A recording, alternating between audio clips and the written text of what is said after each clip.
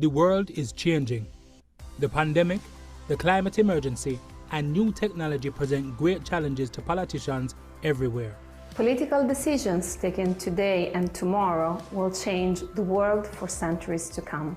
Yet right now, these decisions are being made without adequate participation of young parliamentarians. Half of the world's population is under 30, yet they are represented by only 2.6% of the world's elected parliamentarians. لم يكن العمل معا أكثر أهمية من أي وقت مضى. Yet they are missing out the voice and expertise of the younger generations. There is so much talent and energy out there, but too many young men and women feel excluded from politics. To be truly representative and to foster democracy and long-term prosperity, change is needed from inside parliaments. That's why the IPU has launched a new campaign called I Say Yes to Youth in Parliament. Nous demandons à tous les parlementaires de prendre des mesures transformatrices en disant yes to promoting youth quotas. Yes to legislating to align the age of eligibility for parliamentary office with that of voting. Yes to supporting channels for youth perspectives in Parliament. Yes to empowering young parliamentarians already in office. Yes to mentoring young aspirants to political office. And lastly, yes to advocating for the I Say Yes campaign in my parliament, for others to join the movement. By taking action to get more young men and women into parliament, we, MPs of all ages, can leave the ultimate legacy, securing the future of democracy. Say yes today. قل نعم اليوم. Say yes today. Take the pledge. Say yes today. Take the pledge. Say yes today. Take the pledge. Say yes today. Take the pledge.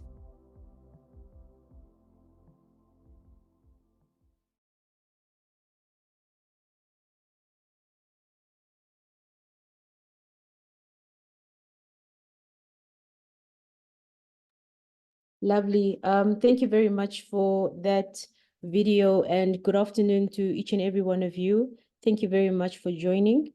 I unfortunately will have to keep switching off my my video. I hope you will accept that, due to a challenge of connectivity back here at home. So if you may allow me, welcome once again everyone to this 10th briefing of the empowerment series of the role of the young MPs in contributing to conflict prevention and peace building.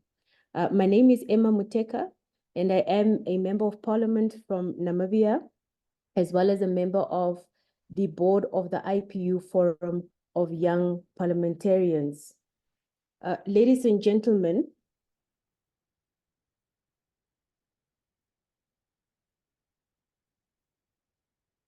am I audible enough?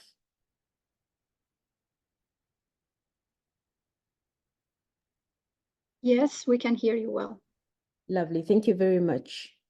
Distinguished guests, dear colleagues and friends, it is my great pleasure to open this 10th briefing of the IPU's Empowerment Series.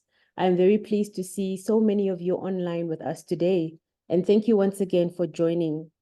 This briefing today is on the role of young MPs in contributing to conflict prevention and peace building. As always, we followed on concerns shared by young parliamentarians and their calls to action to enhance the role of young MPs in conflict prevention and resolution. Colleagues and friends, the IPU was founded in 1889 as the first political multilateral organization in the world to promote peace through parliamentary democracy. 135 years later, we remain committed to this ever more crucial cause. Yet, we feel that we as young parliamentarians can contribute more. As political leaders closest to youth, we are key in addressing drivers of conflict and driving solutions. As the IPU Study Youth Participation in Parliaments and Peace and Security of 2018 found, greater youth participation in Parliament may advance peace and stability in the long run.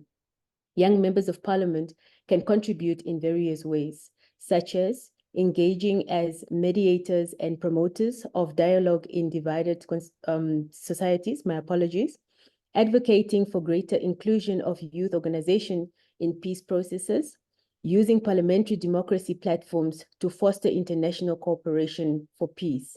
And lastly, we are all also well positioned to champion policies that address the root causes of conflict, including socioeconomic disparities, marginalization, and lack of access to education and employment opportunities for the youth. Let us explore these opportunities and discuss the practical steps we can take to enhance our role in preventing conflicts and promoting lasting peace. I thank you.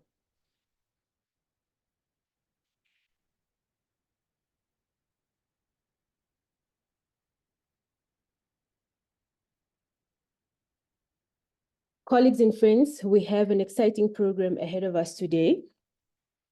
If you just give me a second so that I can try and connect, I hope that.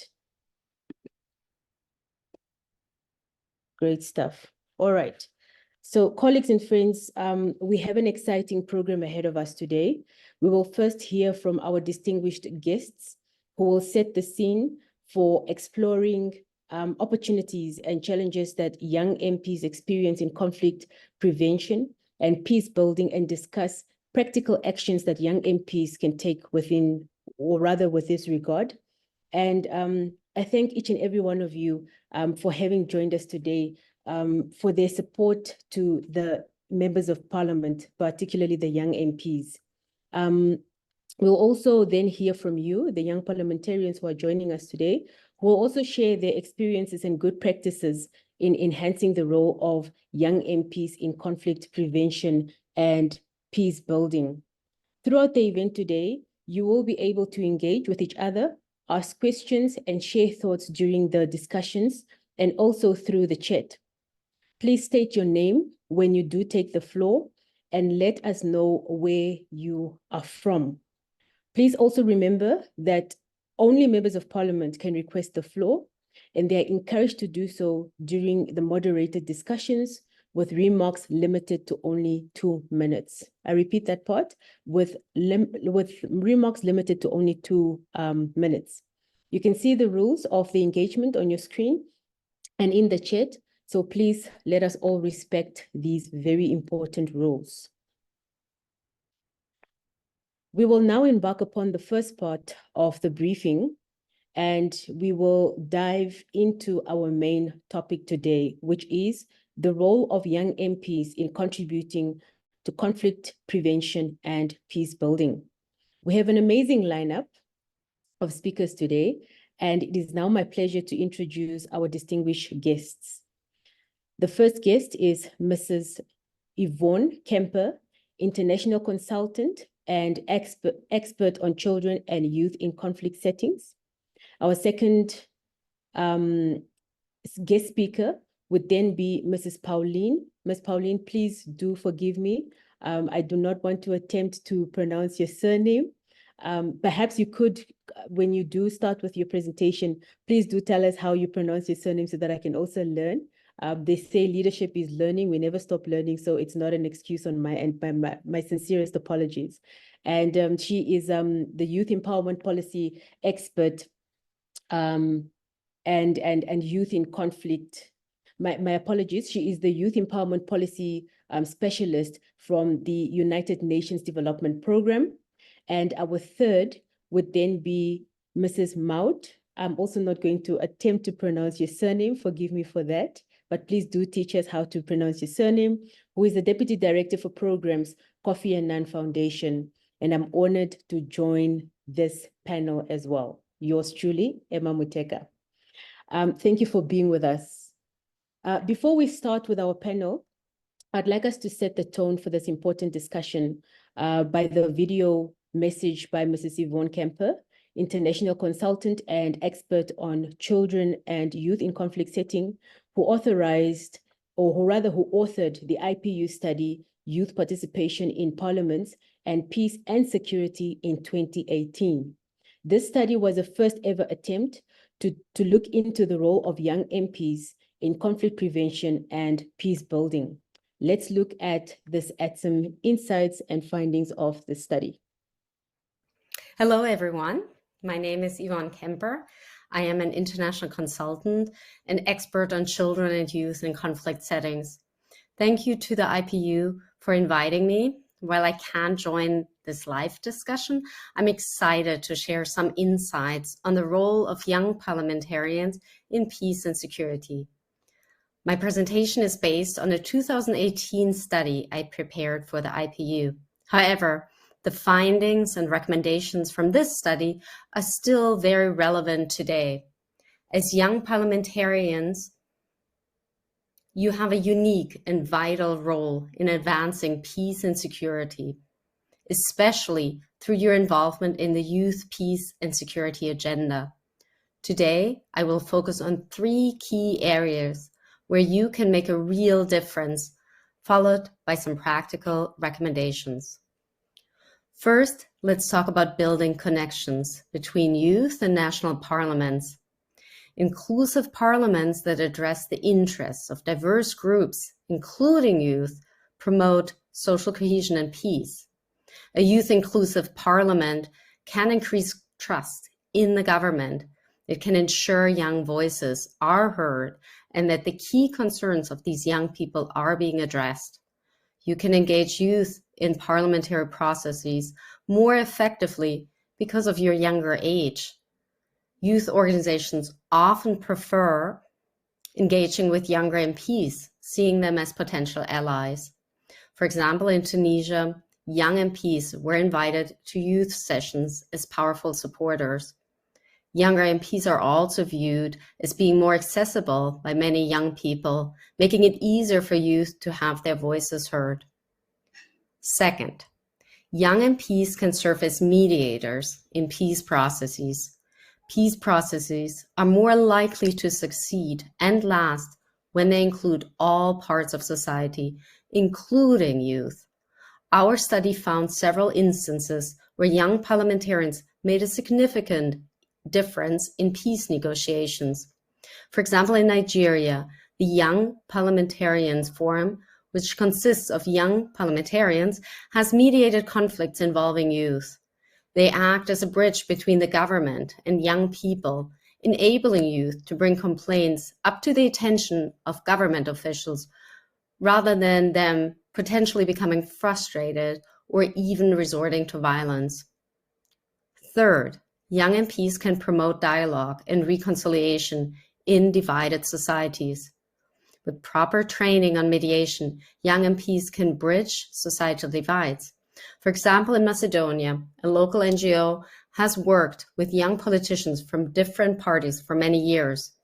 Their program encourages peaceful dialogue and builds relationships across party and ethnic lines.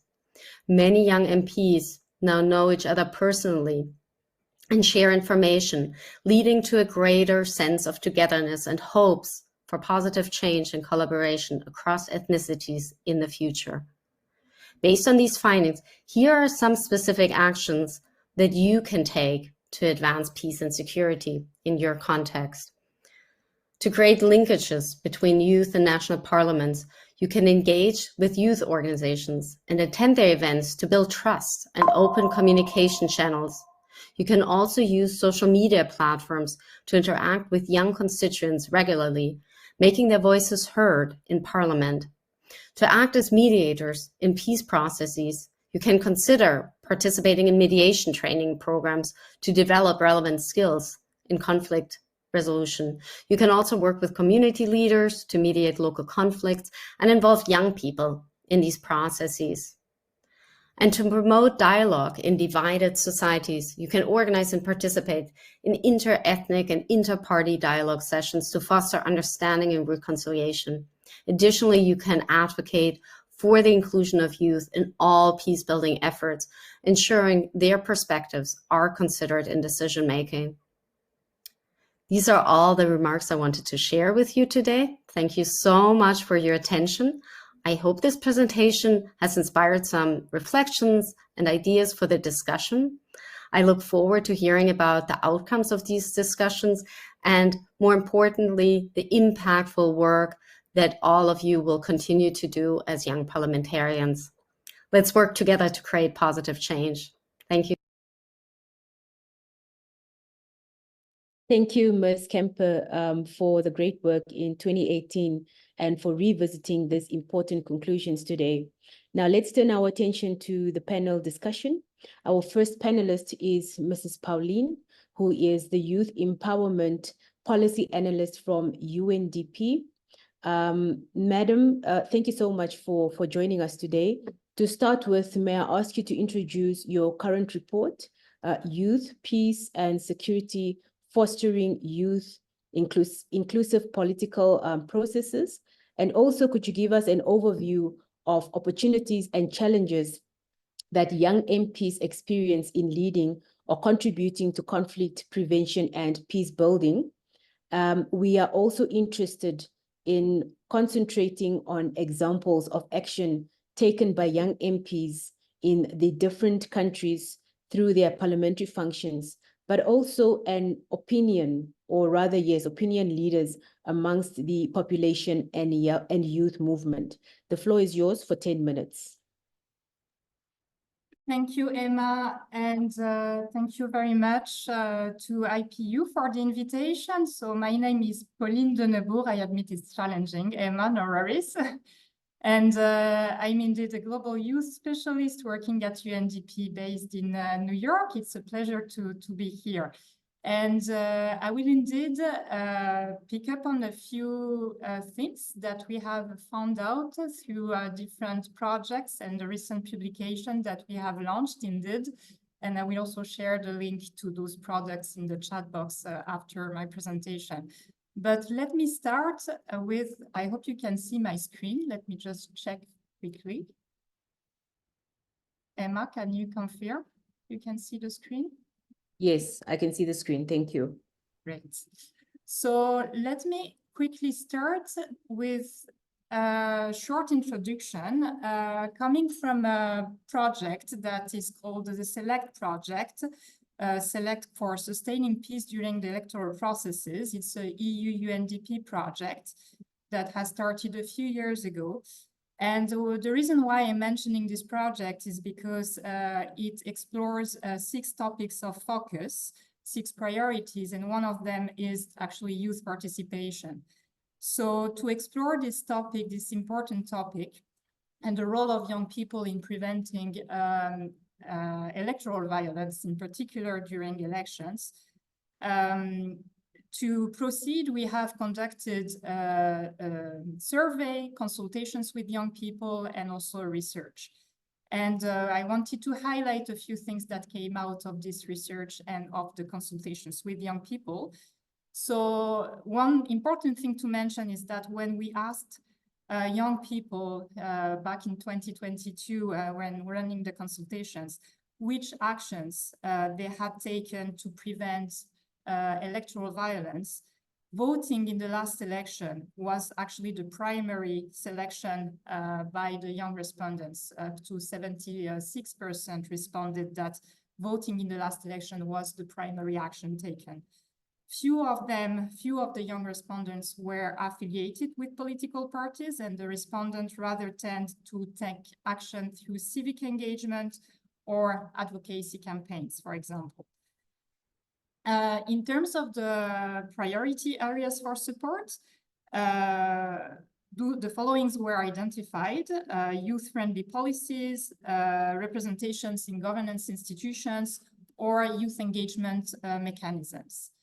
And another thing that came out of the consultations with young people and of the research is that parliamentary support and political parties were mentioned in relation to youth representation in politics, and the commitment of political actors for prevention of electoral violence was also identified as crucial. So what this survey and what those consultations show us is that parliamentary support is indeed key to the promotion of youth participation to sustain peace during elections. And, sorry, very quickly, There is another work stream, another key topic that is being explored through this SELECT project, which is on parliamentary support and citizen consultation. The research is currently ongoing, and it considers parliamentary engagement with young people as an important consideration in the prevention of electoral violence. So the research focuses on the identification of programming entry points for parliamentary development and civic participation. And it aims to identify how specific approaches to public participation in parliamentary processes and beyond may help in the prevention of potential violence during elections. And lastly, the research also seeks to identify key lessons, forward-looking recommendations and strategic approaches in support of the synergy of electoral support and parliamentary development. So I will also share a relevant link in the chat box for you to stay tuned in case you are interested in the results of this ongoing research. But now I would like to also introduce, as Emma briefly said, key findings of a recent publication that we have launched in February, which is called Youth, Peace and Security, Fostering Youth-Inclusive Political Processes. We conducted this research as UNDP is a member of the Task Force on Youth in Politics in the Global Coalition on Youth, Peace and Security. And the key objectives of this research project was to provide a succinct overview of the trends, challenges, opportunities, strategies with regard to political participation of young people within the Youth, Peace and Security Agenda framework. The idea and the intention was also to encourage intensified, increased focus and endeavors to champion the political engagement of young people in peace and security. And lastly, to also propose, tangible suggestions, recommendations, illustrated with practical examples to facilitate this youth engagement. So just to put this publication into a bit of context, well, we of course know that historically young people have always been politically active. Particularly in times of change, whether there are many forms of being politically active, whether by taking to the streets, rallying their communities, joining political battles, they have always been change makers at the forefront of our societies. We know that there is also demographic evidence. Our world is home to a record 1.8 billion young people, between 10 and 24 years old. So it's almost a quarter of the global population. So we, of course, can't ignore that demographic trends. And despite progress and today's international and regional existing frameworks to protect the rights of young people to participate in politics, we also know, unfortunately, that they often remain excluded or underrepresented in decision-making processes or positions. And so the Youth, Peace and Security Agenda offers us the possibility to explore further how to enhance youth political participation, which is indeed essential to the implementation of the Youth, Peace and Security Agenda. So those are some key findings of the research project, the publication. One of them is that we went through a mapping of the landscape and of the different ways in which young people are politically participating, whether through voting, protesting, running for office, running online campaigns or offline campaigns, or joining political parties. The report also provides actionable insights and recommendations for political actors to advance the Youth, Peace and Security Agenda and foster meaningful youth engagement in political processes and civic spheres, which goes from concrete actions that parliaments can take to key considerations for national action plans or peace processes that should actively involve young people at the negotiation table.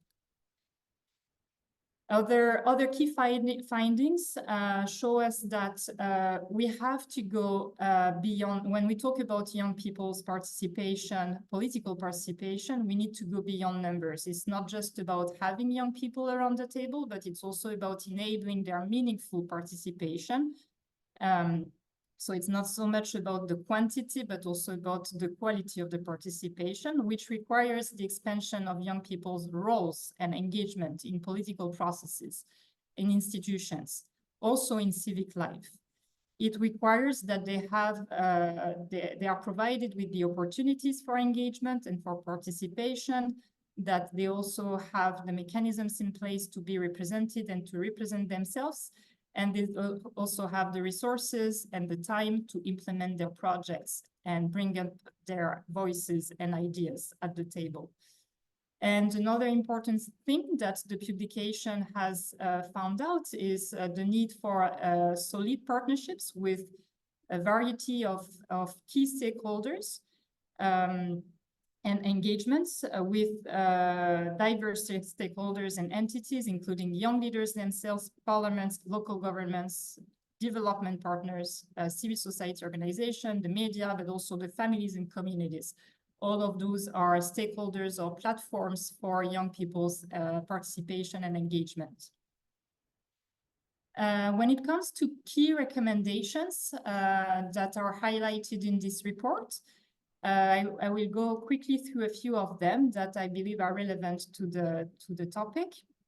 So the first one is to ensure safety and security of young people in civic spaces, to protect them from harassment and violations, provide them with a secure environment in their political activities in all forms, being also online or offline when it comes to physical protests.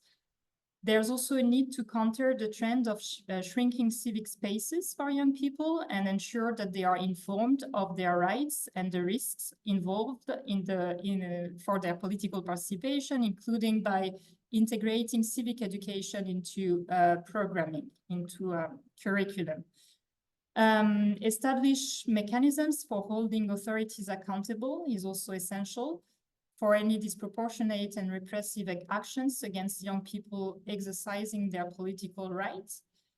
Also a need to provide guidance in political sensitivities for young people navigating the youth, peace and security agenda, and offer them tools to guarantee their safety from physical, digital, mental health threats, while also educating them on human rights protection. There's also a need to advance youth mainstreaming and support for marginalized groups, ensure their voices are heard and their political participation is facilitated.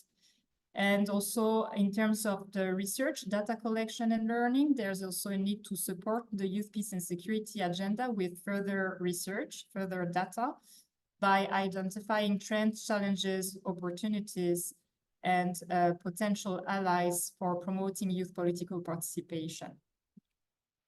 Another recommendation is to ensure sustainable funding models. I talked a little bit earlier about the need for resources for young people to implement their projects and to implement the youth, peace and security agenda more broadly. So there's a need indeed to ensure that we have a sustainable funding model in place. And move away from short-term or ad hoc project financing. There's a need for inclusive decision-making in partnerships in projects and programs, being mindful of the language barriers in some contexts as well, that should not exclude potential contributors. And we should be inclusive of the diversity of individuals and of organizations. There's a need to differentiate youth representation and make sure that young people are given the opportunity for direct participation. Bridge the digital divide. I mentioned also briefly the different forms of engagement being online or offline. So we live in a digital era. We need to also take into account to consider the inequalities of access to digital tools and the digital divide, and take mitigation measures to bridge the digital divide. adopt a whole of society approach, which requires not only targeting young people, but also prioritizing engagement with those who hold the power to grant access to political platforms and opportunities for a meaningful dialogue. And lastly, maintain the focus on youth priorities and ensure that the enthusiasm of the youth peace and security agenda does not overpower the ability to listen to and prioritize what young people identify as their own needs and goals. The youth peace and security agenda should be a means, should be a tool to support the meaningful participation of young people in peace and security processes. It should not be an end in itself. Very briefly, and I think it's my last slide, in terms of youth participation, in particular in elections, I just wanted to mention a few facts as well, noting that this year is what we call a super year of election, with more than 70 elections ongoing in the world. So, and where we hope to continue seeing young people's voices amplified and heard during those electoral processes. But an important thing that this publication has also reminded us is that young people's voices do matter not only during elections, but also before the elections and after the elections. So there needs to be a sustainability in terms of youth participation.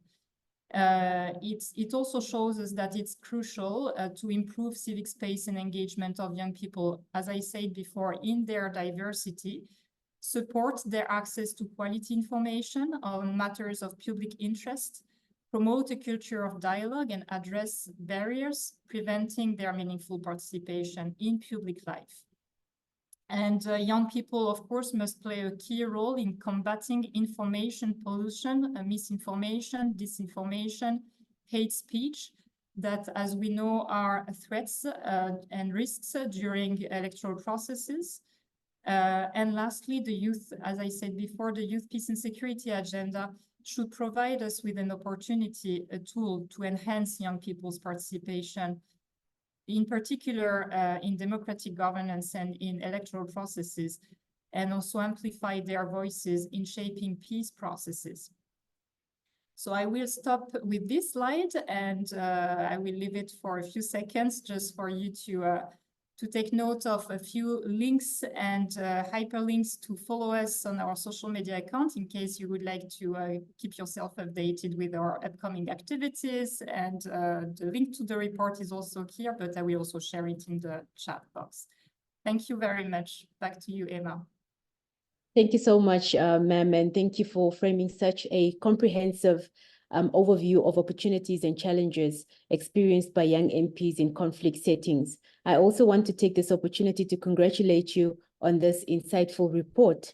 And we're happy to see the IPU work on youth participation acknowledged. We don't take this for granted at all. Now I'm pleased to invite our second panelist, Ms. Maud. Please do forgive me once again for not being able to pronounce your surname, but she is the Deputy Director for Programs from Kofi Annan Foundation. Ms. Maud, we are very keen to hear your guidance from the perspective and experience of young, or rather youth movements engaged in youth, peace and security initiatives. What actions can young MPs participate or take part in to play a greater role in conflict prevention and peace building, as well as what are the expectations of youth movements towards parliamentary action, especially by the young members of parliament? You have the floor, ma'am, for 10 minutes. Thank you. Thank you very much, Emma. I hope you can see my presentation. Yes, we can. Great. It's really a pleasure for me to speak at this panel. Thank you for the invitation. I'm also very thrilled to meet all these young parliamentarians from across the world. So my name is Maud Roux, another complicated French name, and I work at the Kofi Annan Foundation. So I will start by very briefly presenting the Kofi Annan Foundation, telling you a little bit about one of the youth movements we work with. And then I will share with you some of the recommendations that these young people from this movement have for young parliamentarians. So first, about the Kofi Annan Foundation. It was established by Mr. Annan in 2007 when his mandate at the head of the UN came to an end. And two of our biggest areas of work are peace and the promotion of youth leadership. Kofi Annan strongly believed in the fundamental role that young people play in making our world a better place, as demonstrated by this quote: "Young people should be at the forefront of global change and innovation. If they are left on society's margins, all of us will be impoverished. Let us ensure that all young people have every opportunity to participate fully in the lives of their societies." So for us, it was very naturally that we embarked in a number of projects that aim to support young participation in peace and security. One of these projects is really focused on addressing the problem of young people's exclusion from peace and security efforts. I think we've noticed that youth peace and security agenda has really gained traction over the last few years, but the problem is more at the practical level.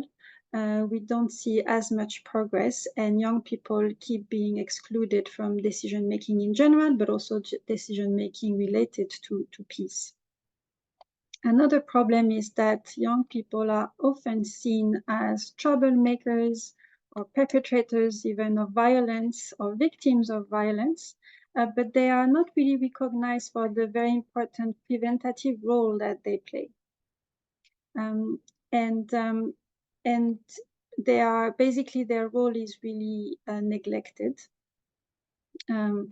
Even though, you know, they have demonstrated remarkable leadership through different movements against gun violence, against femicide, police brutality. They are also often the best place to spot early signs of radicalization or criminalization of their peers, of their sisters and brothers and cousins. But the fact that they are excluded from peace and security efforts leads to, first, a feeling of exclusion that may make them more vulnerable to recruitment by different armed groups. And two, their exclusion also hampers their efforts in building peace. So at the Kofi Annan Foundation, we support youth efforts in building peace in various ways. And one of our initiatives seeks to empower young people, especially from marginalized communities, to prevent violent extremism and to build social cohesion. So this is an example of a solution. It's called the Extremely Together movement. And since 2016, we have been working with 10 young leaders from 10 different countries to really disrupt youth recruitment by violent extremist groups. We train them, we mobilize marginalized young people into actions that promote togetherness and respect for diversity. And we have worked in different countries affected by the issue of violent extremism. And what we saw is that extremists, in their strategy to recruit people, they really actually try to attract young people who feel they are at the margins of society, and they attract them by offering to them a sense of belonging to a group and a cause to defend, a very strong cause to defend. So this is actually what we're doing.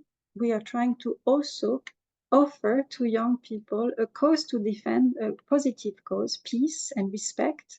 And we also try to give them this sense of belonging to a movement of young people, a global movement that acts for peace. So Extremely Together, we have actually national chapters in a few countries. They are in Somalia, Uganda, the Philippines, and Pakistan. And we are also working on developing chapters in the Sahel region. And basically in all these countries, we're really trying to work with marginalized young people, but their marginalization takes different shapes depending on the countries where we work. So for instance, in Somalia, we've been working with displaced young people in IDP camps. In Pakistan and Uganda, we have been working with young people from religious and ethnic minorities. So we really try to work with those who are marginalized. And we train them. We train a core group of young people in the prevention of violence. And then we also support their action. So we provide technical expertise, we provide seed grants to really help them carry out actions that promote social cohesion. And then they decide how they want to promote social cohesion. Some of them use art and culture because these are powerful tools to really bring people from different communities together and feel this sense of common identity through music, for instance. We also facilitate inter-community dialogues and interfaith dialogues. And the young people also try to raise awareness and debunk existing stereotypes against certain minorities using social media and videos and community radios. Finally, we help these young people connect with decision makers at different levels. And this is where you as young parliamentarians have a very interesting role to play. Now, from this work with the movement of young peace builders, what can I share with you? Some of their expectations vis-à-vis young parliamentarians are that for them, it's important for decision makers to understand that a military response is not the only solution to conflict. Too often, state institutions see military response as the solution. But if security actors do stop violence and can stop violence, they don't necessarily address the root causes of conflict. And these root causes may relate to issues related to disparities in economic resources, unequal access to education or employment, uneven distribution of power, discrimination against certain groups, etc. And this is where parliamentarians can really push the government to consider other means to solve the conflict and make sure that budget is allocated to those very important sectors such as education, employment, agriculture, etc. So to look beyond military answer to conflict. The second expectation that I want to share is that young people complain that even when they are leading positive actions for peace in their communities, they are not taken seriously by policymakers. And as young parliamentarians, you can help elevating the voices of young peace builders. You can help put a spotlight on the positive actions that they lead so that they stop being seen as possibly troublemakers or, passive citizens, but actually that people in state institutions start seeing them as drivers of positive change and people that need to be supported. And as young parliamentarians, you can also make sure that young people benefit from government programs. The last expectation I wanted to share relates to the challenge of disinformation. We have heard many examples of politicians who have spread disinformation without even checking this information. And because you have many followers and you are regarded highly by young people, you can really help debunk misinformation. You can help educate your followers about the need to check facts before sharing. The last point I wanted to make is related to the role of young parliamentarians. Again, based on our work with this youth movement, there are a few things that came up, few recommendations. One is that there is a very strong challenge of distrust of young people in state institutions. Some of the young people we work with regret that parliamentarians only visit them during election campaigns and then they don't see them again. And we see, for instance, in the Sahel that young people have joined the armed struggle when there was no other solution in sight, when they have lost hope in the capacity of the state to cater for their needs, and when they feel a sense of injustice. As young parliamentarians, you can really play an important role in demonstrating that the state cares for its young people. You can also create bridges by explaining to young constituents that, how institutions work, how they can make their voices heard, what opportunities exist for them, because this is not always clear to young people. So to help them understand how institutions work.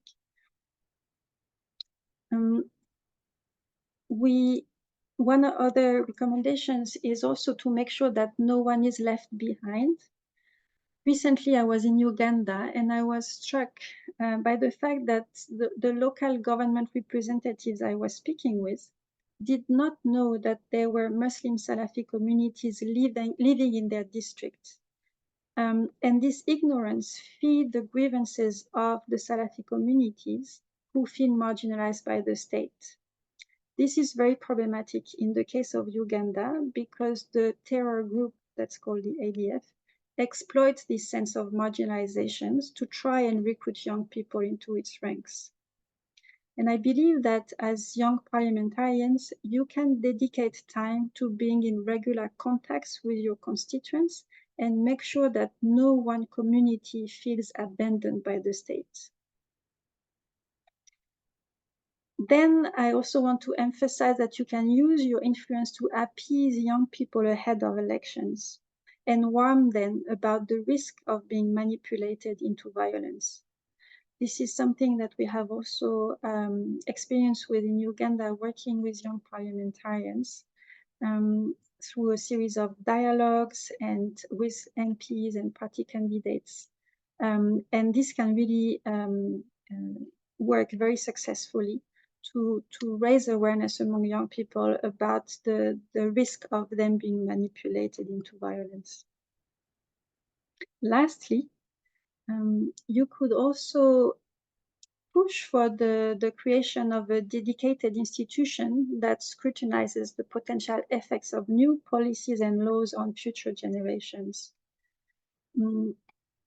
It will be an effective way to avoid short-termism and make sure that the long-term impact of political action is considered.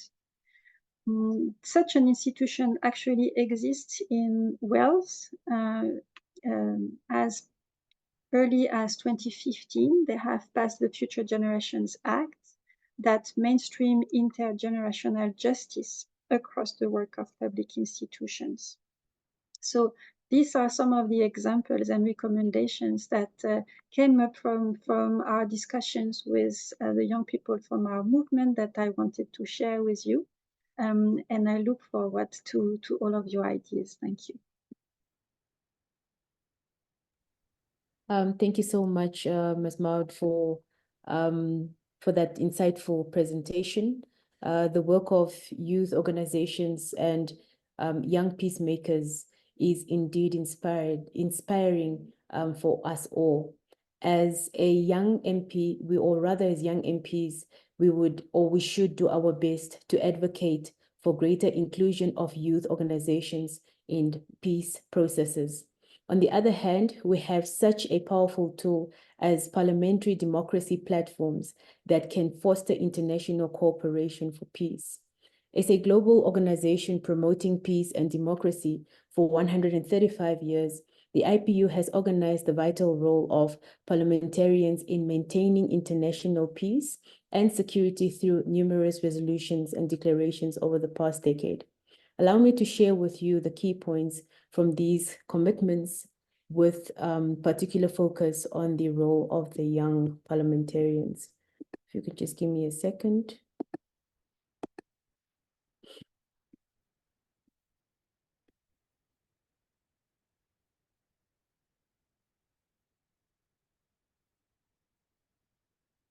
All right, I seem to be having challenges with sharing my screen. Nana, is anybody able to come in and assist me, please, with this? Yes, in a minute. Thank you.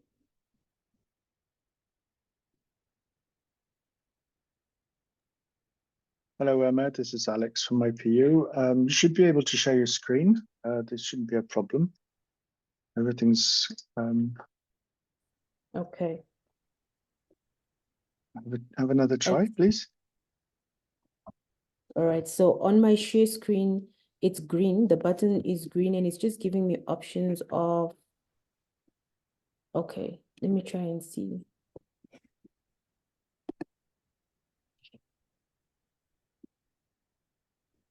If you press the green arrow, it should open a menu, a window with all different screens you can share. Okay, let's just see.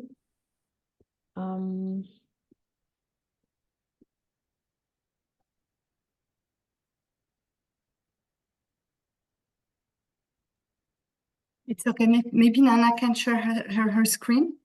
Yes, Great. Thank you very much. To share her screen as well. Nana, are you able to do that? It's on. Lovely. Thank you so much. My apologies for that hiccup. So I'm going to start with the presentation. All right. So we go on to page 2, which starts with the Geneva Declaration. The Geneva Declaration was endorsed by the 148th IPU Assembly in March 2024. It was an important tool for parliamentary democracy to support peace efforts and revitalize multilateralism through parliamentary action. It is noteworthy that the declaration was presented by the youngest parliamentarians at the Assembly, Mr. Akara, MP from Thailand, and myself.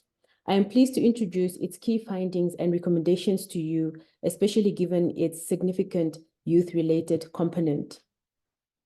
The importance of parliamentary democracy. The declaration states that parliamentarians have an active role to play in accompanying and complementing traditional democracy, ensuring that the efforts to negotiate peace processes, treaties, and other international agreements are rooted in the needs of the people. The declaration emphasizes how parliamentary democracy fosters dialogue and mutual respect, helps build trust and promote cooperation amongst nations, and enhance the role of parliaments in achieving lasting world peace. The challenges that were identified by the declaration are as follows: resurging of conflicts and geopolitical tensions, increase in social polarization and global arms race, the impacts of climate change and threats posed by artificial intelligence, human rights violation arising during the conflict, breaches of basic rules, principles, and core tenets of international law, in particular, international humanitarian law. The challenges continue. The declaration alerts on the situation of young people who, when faced with disruption in their formative years, risk growing up as a lost generation. Vulnerable, marginalized, and unrepresented groups of young people are disproportionately impacted by conflict, which further exacerbates pre-existing inequalities such as unequal access to socio-economic and political rights. Youth, peace, and security agenda. Through the Geneva Declaration, Parliament's committed to fostering more substantial involvement of women and youth in politics and leadership roles, including in military and security sectors. They committed to the effective implementation of a women and peace security and the youth, peace and security agendas of the UN Security Council by ensuring that the peace processes, peacekeeping, peace building, and conflict prevention integrate a gender perspective and guarantee the equal and meaningful participation of women and youth. Mechanisms of parliamentary democracy. The declaration recognized the potential of parliamentary democracy grounded in dialogue, mutual respect, and achievement of common goals as an important means to build trust, promote cooperation, share good practices, and enhance the contribution of parliaments and parliamentarians to building lasting world peace. It pinpointed some useful mechanisms to consider, such as bilateral and multilateral associations, inter-parliamentary institutions, exchanges, and friendship groups. The role of parliamentarians in conflict prevention, promoting the rule of law to ensure laws are upheld and international norms respected. Members of parliament can advocate for the adherence to international humanitarian law, oversight of government action, hold governments accountable for their actions in conflict zones. MPs can challenge the use of emergency powers to wage war and work towards the demilitarization of cyberspace and artificial intelligence, engaging in civil society, which includes the involvement of citizens and civic institutions in peace-building processes. Members of parliament can facilitate community dialogues to address the underlying causes of conflict. We proceed on to the role of parliamentarians in peace building. Facilitating peace agreements, members of parliament can play a role in negotiating and overseeing peace treaties. They can ensure that peace agreements are accompanied by funding for healthcare and justice. Advocating for human security, members of parliament can focus on essential needs like food, healthcare, and safety. They can ensure the shift of budget priorities to address root causes of conflict. And reducing polarization, members of parliament can work to mitigate identity-based hatred and political polarization. They can engage in interfaith dialogues to promote inclusion and understanding. The key commitments are as follows. The declaration called for commitments to focus on shifting budget priorities from military expenditures to addressing root causes of conflicts such as economic inequality and discrimination, to promote the involvement of women and youth in politics, peace processes, and leadership roles, to ensure their equal and meaningful participation, as well as to combat violence against women and marginalized groups, and to promote sustainable development and human security. Call to action. Building on some strong calls to action of the declaration, we can promote parliamentary democracy in a number of different ways. Engage in bilateral and multilateral democracy and build bridges of understanding and cooperation amongst nations, to promote the involvement of women and youth in politics, peace processes, and leadership roles, and ensure their equal and meaningful participation. Disseminate the Geneva Declaration in our parliaments and use it as a tool to enhance our role as young MPs in conflict prevention and peace building.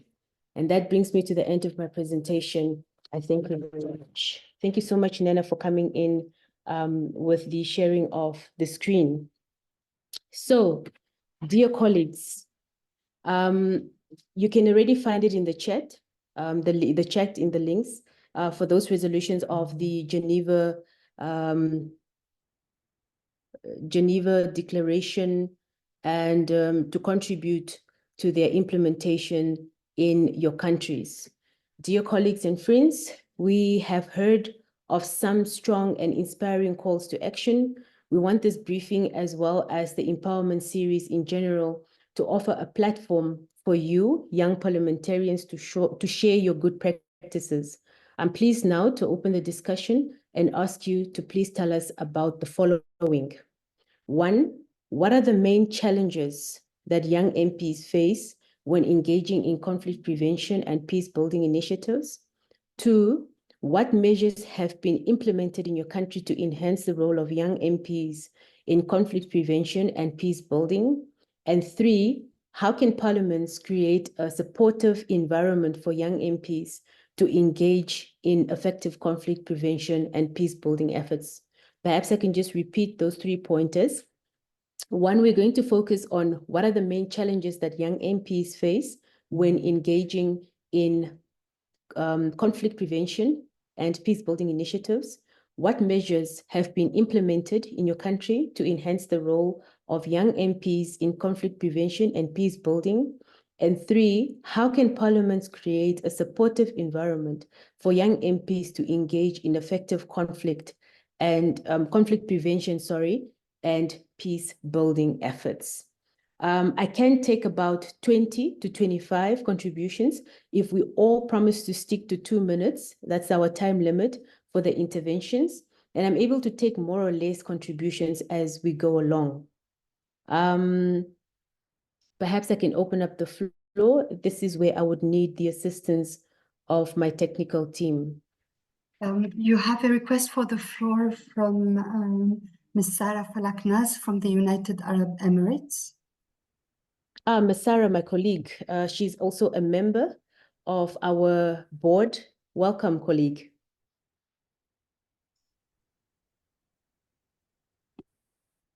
Hi, Emma, can you hear me? Yes, I can.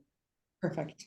So again, thank you very much, Emma. I would like to thank also the IPU for this very insightful and very important topic. Again, as Emma has stated, that I sit with Emma on the Bureau of Young Parliamentarians Forum. So during this time where we are witnessing conflict taking place in most part of the world, and we have seen and witnessed how young MPs can and are playing a vital role in conflict prevention by leveraging their unique perspectives, energy, and innovative approaches.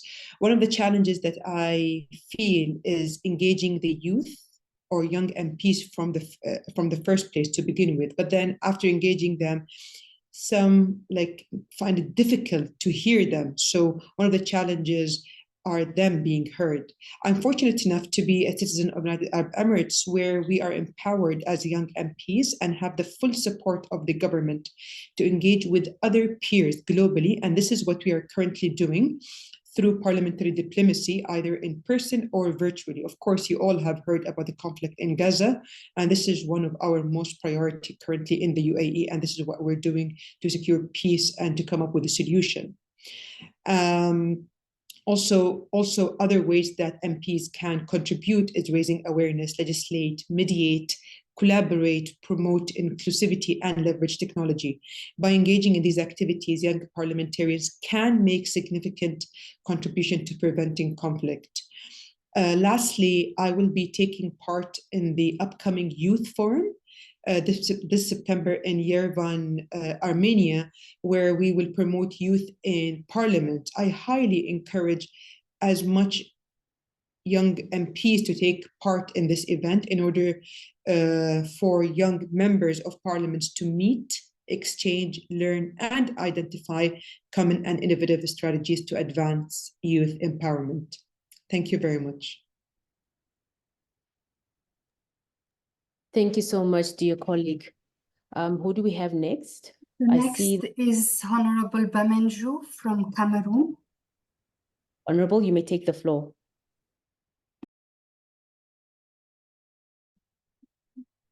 Can you hear me? Honorable, can you hear us? Yes, I can hear you. Thank you very much. Great. Yeah, I accept greetings from Rabat, where I'm attending the high-level forum on artificial intelligence. I want to say I'm particularly pleased that today I am joining you live, Muteka, and to say that this has always been my wish that we connect like this so that we can chart the way forward. So talking about the presentation, I follow keenly the first presentation and the second one, and I think I have just one point in the first presentation. In the first presentation, I didn't hear anything about political mentorship, which is key to getting young people in the political space. And then secondly, in the second presentation, I was wondering why youth are neglected from the part of negotiations, but are the main actors. I'm talking like someone from a country which has been hit by conflict in recent days, with the Boko Haram terrorism in the north of my country and the terrorism in the English part of my country. And so we are able to see practically how youth are engaged in conflict, how youth are engaged in insecurity practices. And so it is very important that this discussion is coming on now.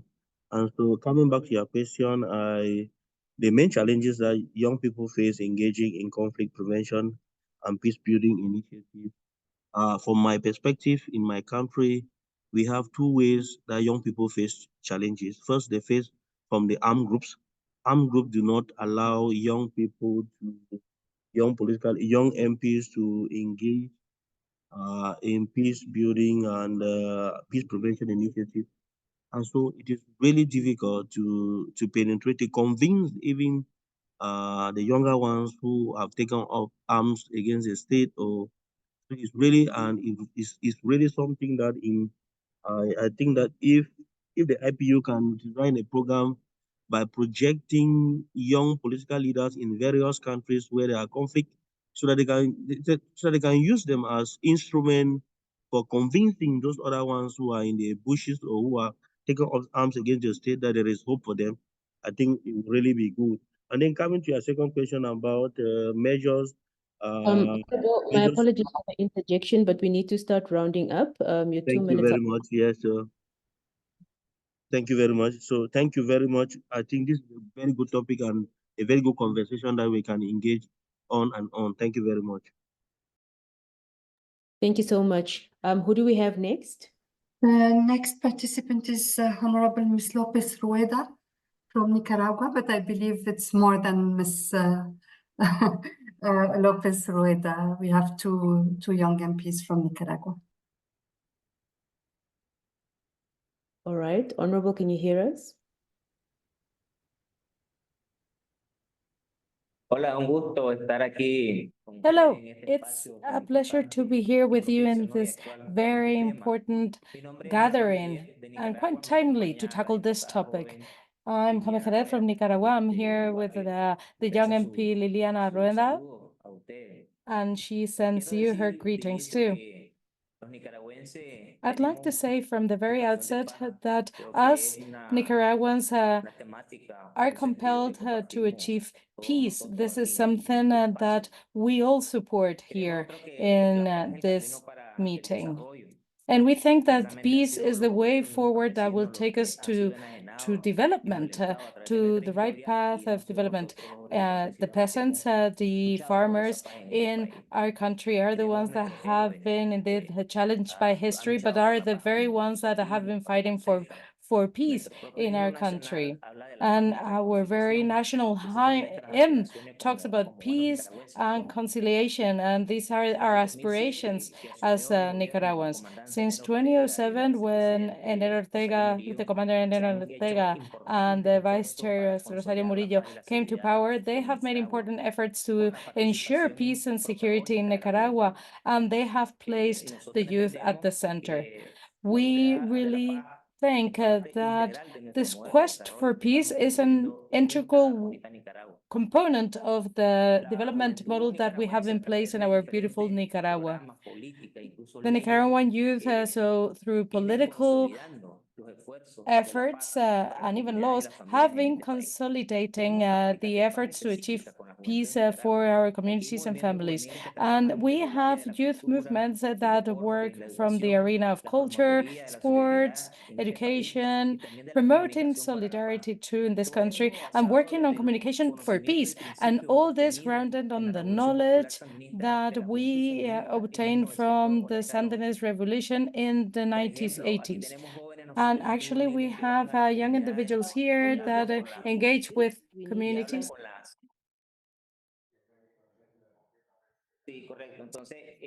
I understand. We have young individuals that engage actively in peace processes. As an MP, in my background is in social movements and youth movement, and Indiana has been working together with the working movement, and we've been working with the youth in order to integrate their interest into the legal initiatives that we have in our country and in the institutions to promote peace and security. Thank you very much. Thank you so much. Yes, Honorable, you can please take the floor. Thank you. Can you hear me? Yes, we can. Fantastic. Thank you for this very informed discussion. I really enjoyed listening to all our esteemed experts. The one thing that really struck me was when you spoke of meaningful participation. I think that is key. I can speak for Pakistan and also neighboring regions when I say that a lot of times what we have is token participation and not meaningful participation. To some extent, even having affirmative action is a form of discrimination. While you have the token young person in a committee or in parliament, whether or not you give them real power to bring about change, to mediate conflicts, to resolve issues, that is what, where the solution lies. What we see right now is that, yes, of course, experience counts for a lot, but at the same time, one cannot deny that youth brings a new perspective to things. We young people, being the largest demographic in the world right now, we're able to we are able to connect to people of our own ages. We are able to bring a fresh set of eyes to the table. But whether or not we're taken seriously is another game. Right now, still, politics is very much an older man's game. So be it a woman or a young person, and a young woman is like adding insult to injury. So I think right now what we need to lobby for more is to have real power as opposed to just token participation. Thank you very much. I won't take up too much of your time. Thank you so much. Up next, we have the Member of Parliament, Justine Mukombwa. Honorable, can you hear us? Hello, can you hear me, please? Yes, we can. Honorable, can you indicate your country, please? My country is Rwanda. Thank you very much. Thank you so much, MC, and thank you to the presenters. I'm Justine Mukombwa. I'm with my colleague, Honorable Muhakwa Valence. We are honored to participate in this training. I wanted to share some of the experience from Rwanda about how young MPs can be trained to combat conflicts and participate in peace building. First of all, I want to talk about how Rwanda does grooming and the mentoring of young people before they even join the parliament and other decision-making positions. So we have youth. We have National Youth Council, or what we can call Youth League, from the cell level up to the country level. And we have decision-making bodies at every level, what we call the cell council, sector council, district councils. Within all those positions, we do have youth representatives, and they are there for the voice of the young people. And again, we do have youth representatives in the parliament. They are 2 in number, but what I can tell you is that the whole parliament is almost young. So like 8% of the parliament, they are below 45 years of age. So meaning, apart from the youth representatives, even the members, other members are young. So they do promote the ideas and all the interests of young people. So we have young people in cabinet, we have young people in the judiciary, we have young people in all sectors of the country. So what we do, what we promote, the policies, the laws we vote for, all those programs, we make sure that they are not marginalizing anyone, they are not leaving anyone behind. So in the parliament, we do have what we call forums that are affiliated to the parliament. I can mention one about fighting against genocide ideology. And this one has helped most of us to understand what is conflict, how we should combat conflict, how can we position Rwanda in the neighboring region and the entire world, how they can combat these conflicts that mostly result in wars and genocides. So within this, we are sure that the young people are trained and they're equipped enough to always fight for peace and making their parliament stable and the entire people they are representing. I thank you. Thank you so much, Honorable. I would now like to give the platform to, I hope I'm pronouncing this correctly. Madam Chair, excuse me. The next person to speak would be Honorable Edwige Tossa from Benin. Mrs. or Mr. Levele Felicine is not a parliamentarian, so maybe we can get to that at the end of the interventions by parliamentarians. All right, thank you very much. Honorable, can you hear us? So it was Honorable Edwige Tossa, but yes, I guess. Oui, bonjour à tous. Yes, good afternoon. I wanted to say that this is a very interesting opportunity to take part to this briefing. I'm from Benin. I'm Edwige Tossa, MP. In my view, the topic of this briefing is mostly welcome because now the future of our nations depends on the youth because they will help us develop our countries and work towards peace. In our country, we're trying to involve young people in the political actions that we take, and we try to take into account their specificities, and we make everything we can to involve them in political actions and in the different fields of activities leading to peace and to inclusion.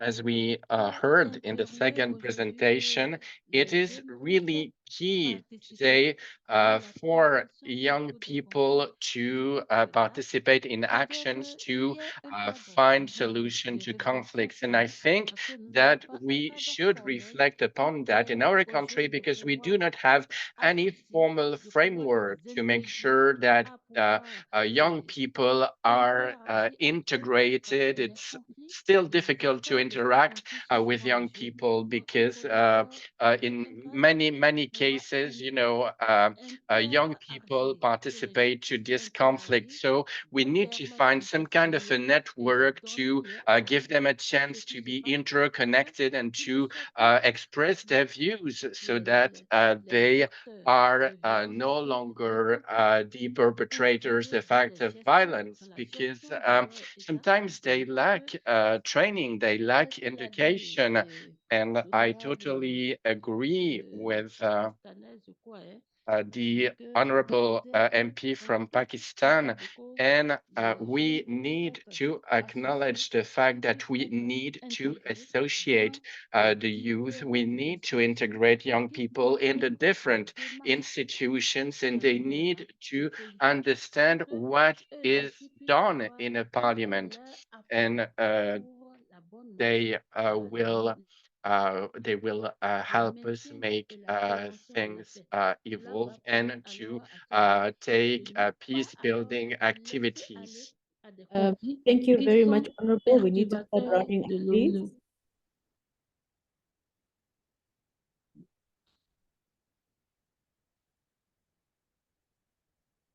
Merci bien.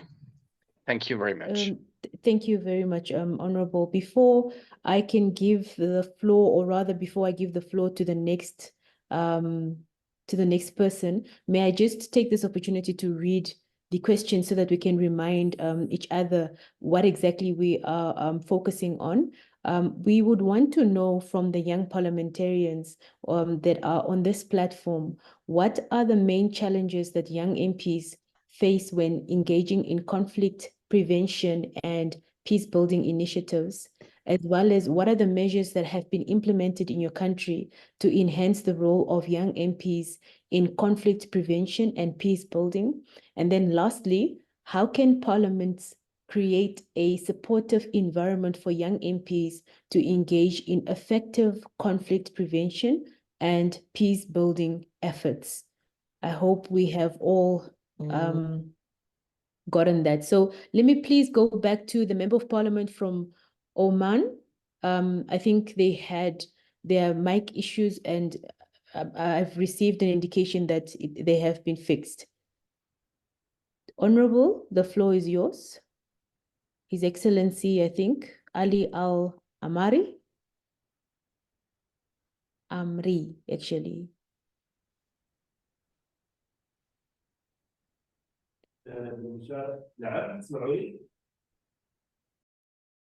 I'm happy to take part in this conference. I'm from the parliament in Oman.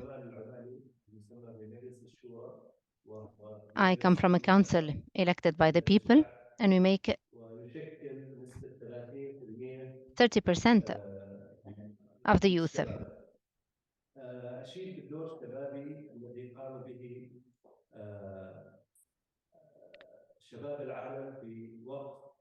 So we call for stopping the Israeli aggression against the Palestinians. And the youth have a very important role to play in that. We are very happy to play that role, and that the Omani youth is playing a very important role to stop the aggression of Israel against Palestine. The youth are eager to participate in decision-making processes, and there are a lot of training programs preparing youth to make decisions.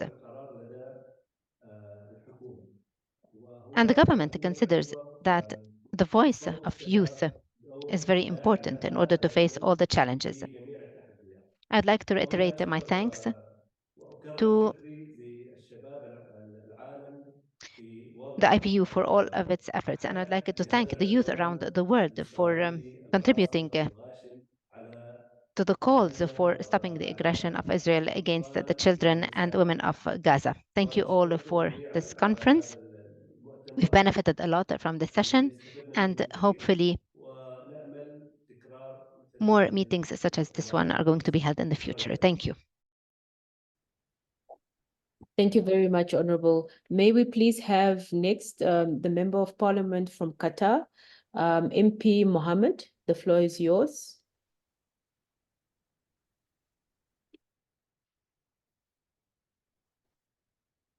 السلام عليكم ورحمة الله وبركاته. Thank you, Ima. I will speak in Arabic. حبيت أوضح بعض الجهود القطرية في I just wanted to clarify some Qatari efforts deployed in peace processes. Qatar has a very important mediation role to play in the conflicts of Ukraine and Russia. I associate myself to my friend Ali from Oman. In fact, the youth are playing a very important role in stopping the war in Gaza. And in fact, the Youth Forum should have a very important role to play in the prevention of conflicts around the world. Thank you. Thank you so very much, Honorable. I'm guessing now we can give the opportunity to the colleague from Haiti, Levele Felicin. I hope I'm pronouncing that correctly. You can take the floor.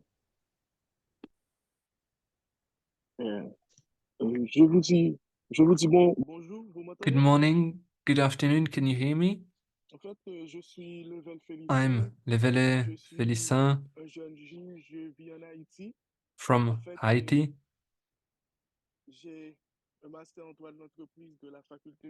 I have a master from the University of Limoges in France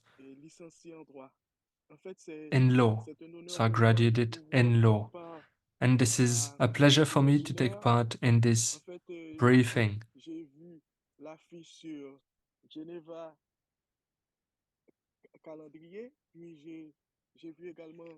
I saw on the IPU that this event was going to take place, and I believe it was very important to take part in it. Indeed, we see what is going on, be it in Europe, the Americas, Asia, you name it. I believe that peace and security matters, and it matters even more to have youth involved in those topics. We need youth to engage, to put an end to conflicts, and we need the commitment of youth. We want the youth to take off the future of their country. You know what is going on in Haiti with the armed groups. We have minors that are taking part in extreme violence. I believe we need a program that could make youngsters understand that they have the future of their country in their hands. They must understand what is their responsibility. They must understand that the world is now like a small village and that they have their responsibilities. You know, in Haiti, we have programs to foster youth. We need to round up. Yes, we need to round up. Okay. So I am fighting for human rights. I am part of Amnesty International and I'm a judge. And it is always a pleasure to take part in seminars like this one. Thank you very much for giving me the floor. And I'd like to ask a question. How can I become a member of IPU? Thank you. Thank you so much for your contribution, sir. I'd like to ask if there's anybody else who would like to take the floor. Are there any more contributions, questions, perhaps, before we move on? There is a request for the floor from Ms. Maha Amar. My name is Maha Amr. I'm a member of parliament in Tunisia. I have a PhD in chemistry. I salute you on behalf of the Tunisian parliament and on behalf of the Tunisian youth. Today, we are talking about the role of young parliamentarians in the conflict prevention and peace building. And this shows the important parliamentarian role in achieving peace and stability through mechanisms, mainly improving the parliamentary diplomacy in this field.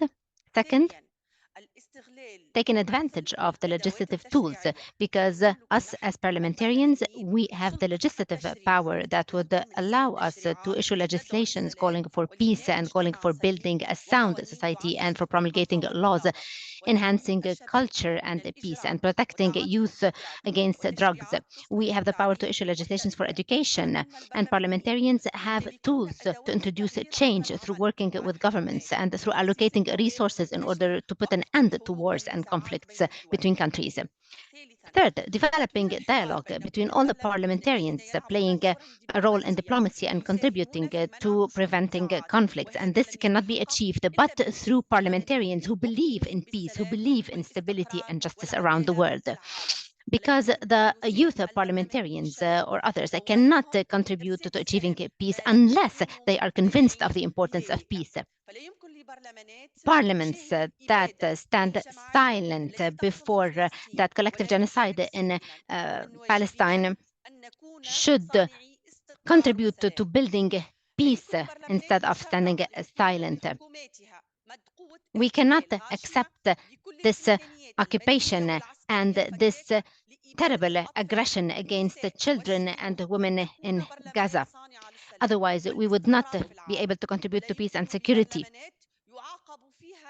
We cannot accept that parliaments stand silent before this aggression.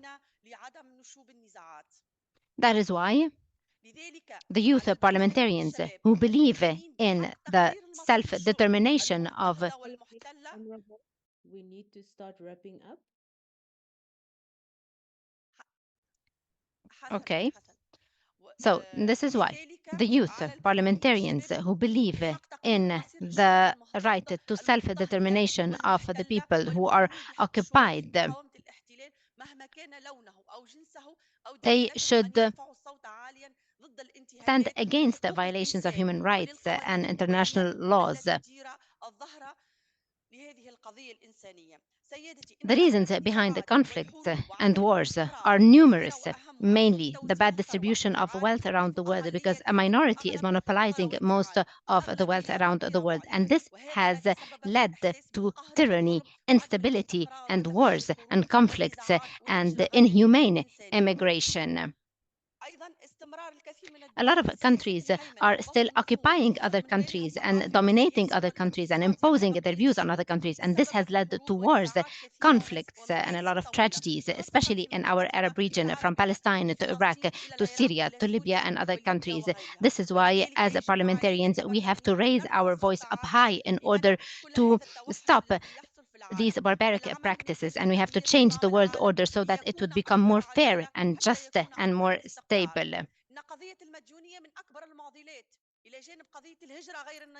The first reason leads to the poverty of all states and leads to unofficial migration and instability. We need the required legislation to put an end to the indebtedness of poor countries and to make sure that the origin countries are more and more development. In the end, there is a genocide in Palestine, and inhumane migration is ongoing, and there is a lot of injustices regarding global or climate change, and all this has led to unemployment, and it is a big indicator for injustices in the future. We need to put an end to it. In conclusion, thank you very much, and thank you for all the people who participated. Thank you very much for that contribution. I'd like to give the platform now, or rather the opportunity to Antonin. Please do introduce yourself and let us know which country you come from.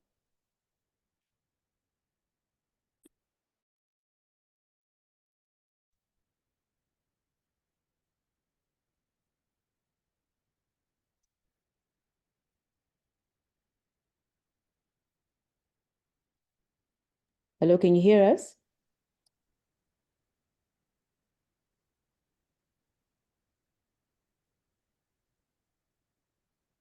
All right, perhaps while we are allowing him to sort himself out, can I give the platform to Nimish Kumar?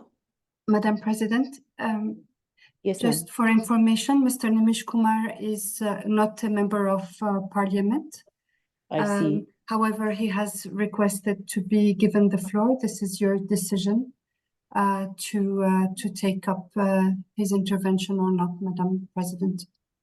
All right. I think we can give him an opportunity, provided that he sticks to strictly 3 minutes for his contribution. Thank you very much.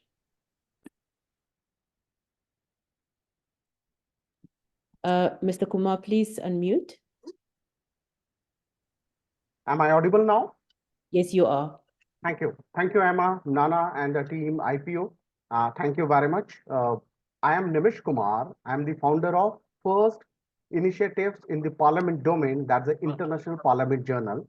And I am covering the parliaments all over the world since last 2 decades. So I have few data to share with all our honorable young MPs. There are 46,000 sitting member of parliament at any time in the world. And about 1,600 are the young MPs. 16,000, sorry. 16,000 are the young MPs and 11,000 plus are the honorable women MPs. And this particular topic and discussion is the call of the day because the United Nations, the Commonwealth, where I am one of the experts, we all discuss that the young MPs' participation should be enhanced in the parliament around the world. Say the European Parliament, which is going for an election from 6th to 9th, the Latin American things, even the Pan-African Parliament, the African parliamentary body of African Union. So thank you for this thing, but I would like to suggest few more things that there should be some platform for young MPs to share their best practices in the parliaments or what they bring in their houses so that they can get more and more place even in the international parliamentary domains. Thank you very much, Arma and Nana and the others. Thank you for this opportunity. Thank you very much. Have a good day. Thank you so much for that contribution, sir. Next, I would like to give the Member of Parliament from Pakistan, Afnan Ullah. You can take the floor. Thank you very much. You're welcome. I am a member of the House of Senate in Pakistan. In Pakistan, the geographic location of Pakistan is such that we are in the middle of Central Asia, South Asia, and the Middle East. So we have seen a lot of conflicts in the past few decades, and we have enacted a lot of laws to reduce the impact of terrorism on the country and in the region.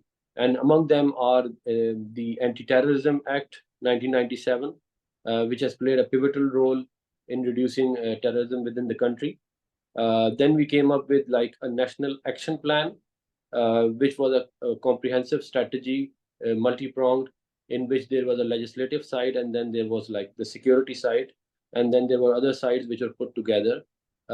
In those legislations and in those execution of operations, the young members of the parliamentarians played a pivotal role. There were many challenges still because a lot of the times the legislation that is moved by young parliamentarians are not, they don't end up becoming the law.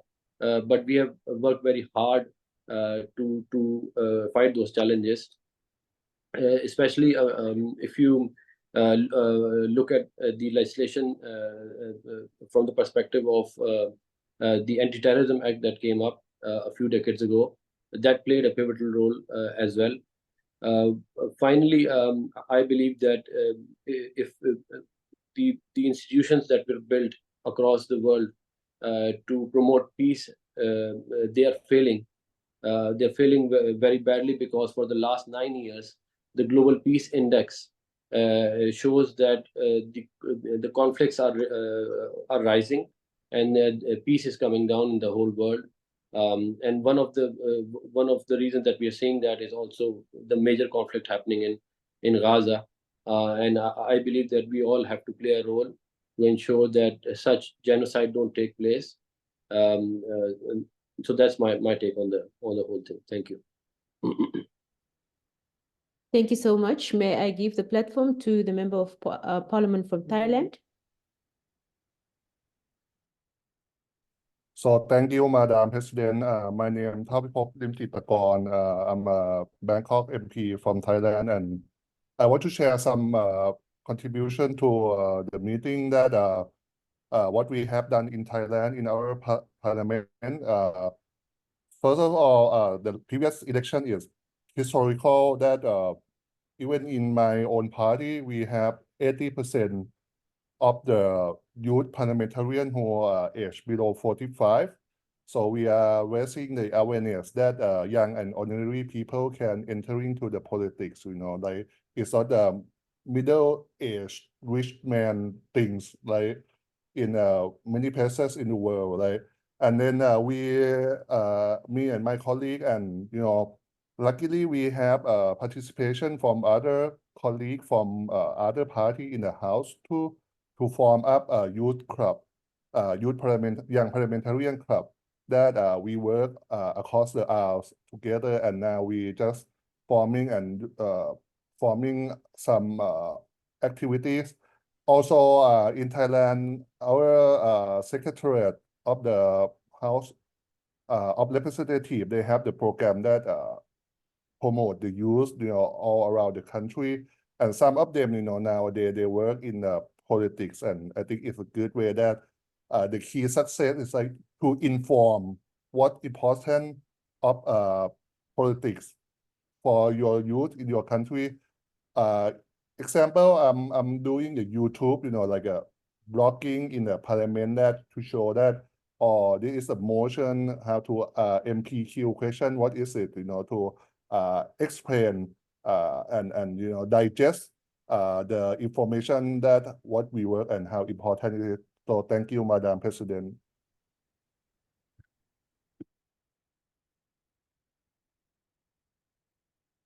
Thank you very much for that contribution, Member of Parliament from Thailand. I would just like to make a final inquiry if there are any members of Parliament that would like to take the floor to perhaps, give contributions or maybe ask any questions, perhaps.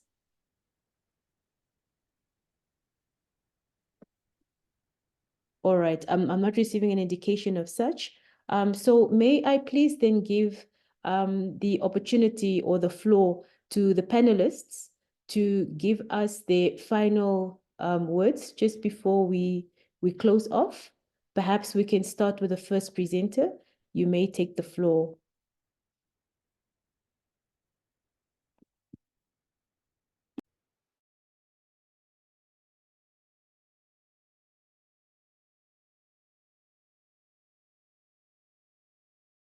Ms. Pauline?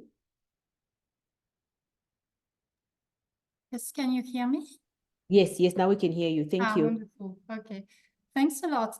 No, I will be brief. It was first, let me thank again IPU for the invitation and for opening up this space. I think it was a very inspiring dialogue, and it was really insightful for me also to hear contributions from MPs and also concrete recommendations coming from different parts of the world.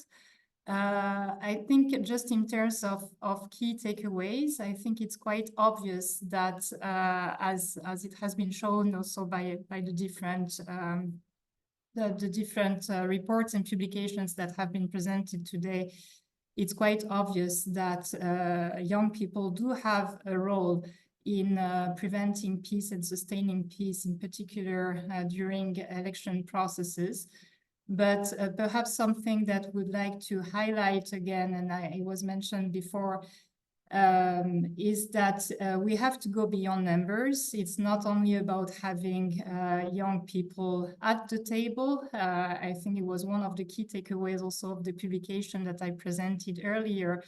It's not only about numbers, but it's also about providing a space, a meaningful space, and with the capacities also for young MPs and young people, young individuals to speak up and to also have their voices heard in their diversity in the different political and civic spaces that they are offered. So I think it's one important thing that I would like to reiterate, to highlight, and I think it came out quite clearly in the different contributions that we heard today. So yeah, perhaps one last sentence from us, from UNDP, is to really also take the space out of political spheres. There are, I think we have heard also many different forms of contributions. It's not only about formal participation, but there are also different formats, including online engagement, online participation, which is also something that UNDP is supporting. Political campaigns or online campaigns are also important and can also make a difference, a positive difference. So it's an encouragement to continue promoting, advocating for young people's participation in all those spaces, being online or offline, and being in the political spheres, but also in civic spheres. But again, thank you very much, and thanks for inviting UNDP to that space, and happy to continue the conversation in upcoming activities and for us. Thank you. Back to you, Emma. Thank you so much, Pauline. Ms. Maud, the floor is yours. Thank you. Thank you so much to all of you, because I think what you have all shared during this event show the contributions that young MPs are already making to peace and security.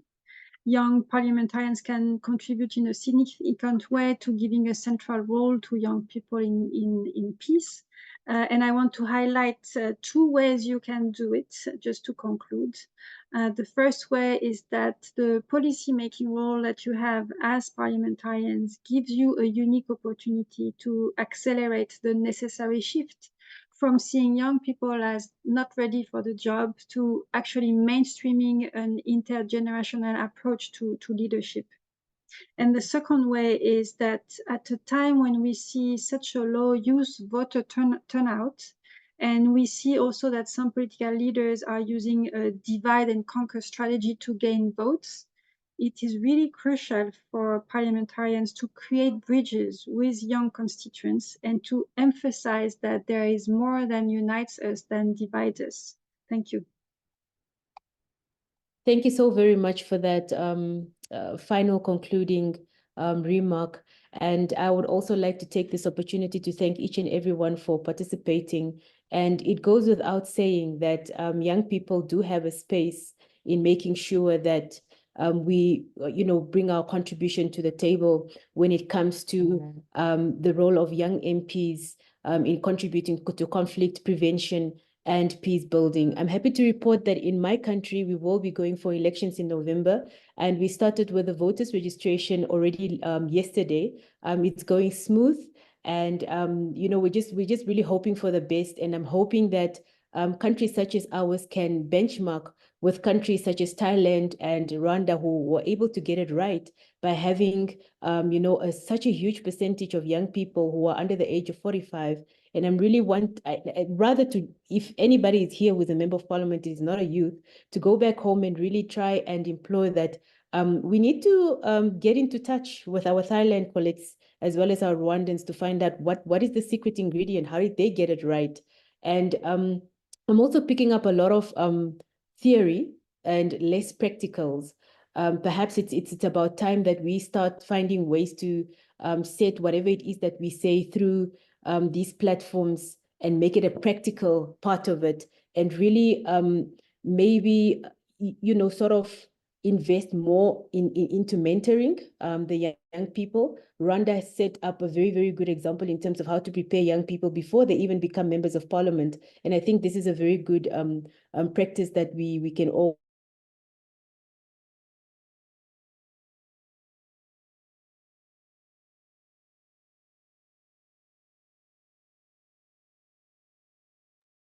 And hello, Emma, can you hear us?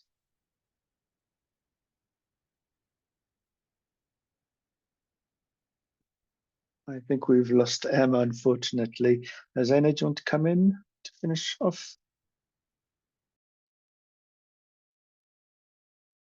Yeah, thank you, Alex.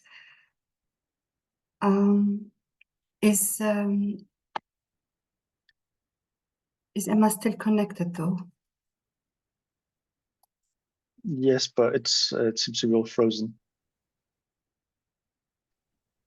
Okay, so she's not connected anymore. No, Okay, she's disconnected. Sorry? She has disconnected. Yes.